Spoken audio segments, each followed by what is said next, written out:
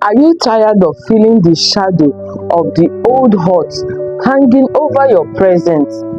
That disappointment that keeps whispering that you are not enough or that is going to happen again? Well, you are not alone.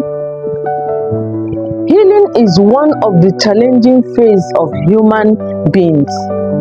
Healing isn't easy, especially when you have given your all and your all still wasn't good enough. Sometimes it is not just people who break your heart, it is life itself. Disappointment and hurt often comes from the gap between expectation and reality. So please be kind to the version of you that went through that pain. I want you to understand that you did your best and your best was well acknowledged no matter what happened. The scripture says in Isaiah 147 verse 3, He heals the brokenhearted and binds up their wounds.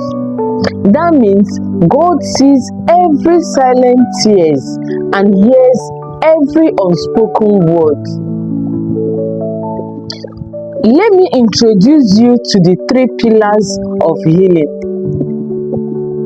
Number 1, acknowledging the pain. First and foremost, I want you to acknowledge the pain that you are going through. That is not actually easy. Yes, I want you to process the emotion and name the pain. Don't just say, I am hurt, but rather, I want you to say, I feel betrayed. I feel so sad. I feel so disappointed about the loss of my child or my baby. When you name the pain, it gives you better opportunity to mourn and grieve over it.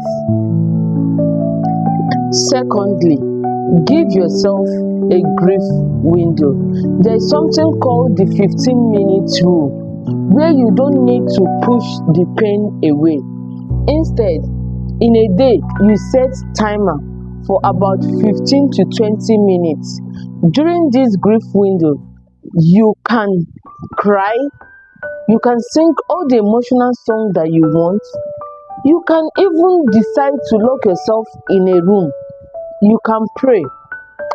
Thirdly, let go of all the would have. Listen, this is the most important. I said, let go of all the would have that you have been clinging to.